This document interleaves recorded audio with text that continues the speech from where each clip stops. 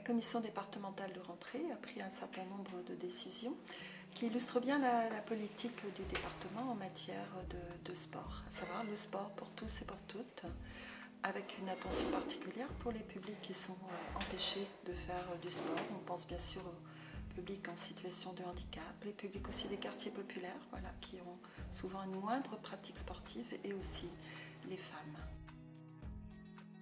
La politique sportive du conseil départemental a deux volets. Un volet sport de subvention en fait, pour le mouvement sportif, et aussi un volet de subvention pour les communes ou les intercommunalités qui ont des projets d'équipement sportif, de rénovation d'équipements sportifs. Nous y consacrons 4,2 millions d'euros par an.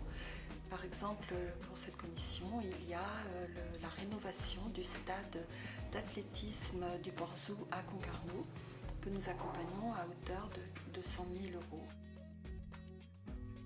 Nous y consacrons 1,8 million d'euros par an.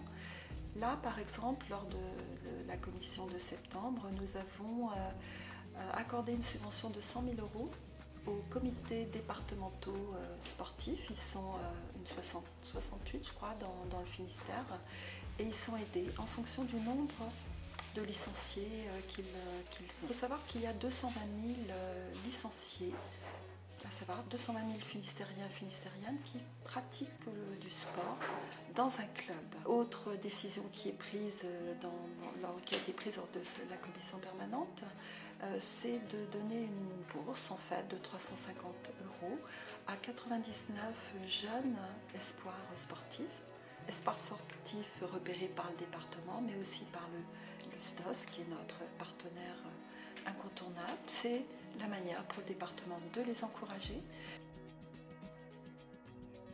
Nous y consacrons 160 000 euros par an à aider 80 manifestations sportives à peu près dans tout le Finistère. L'objectif de SANA, c'est simple, c'est d'amener au sport de pleine nature les personnes en situation de handicap.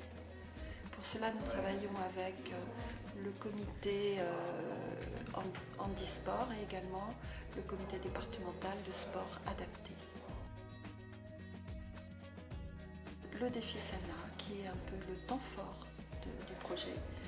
Le défi SANA sont des équipes mixtes valides, personnes en situation de handicap, des équipes avec des participants de différents pays qui vont faire un raid, se faire un défi sportif dans plusieurs endroits du Finistère. Mais l'objectif principal, c'est aussi de sensibiliser le grand public au sport pour les personnes en situation de handicap.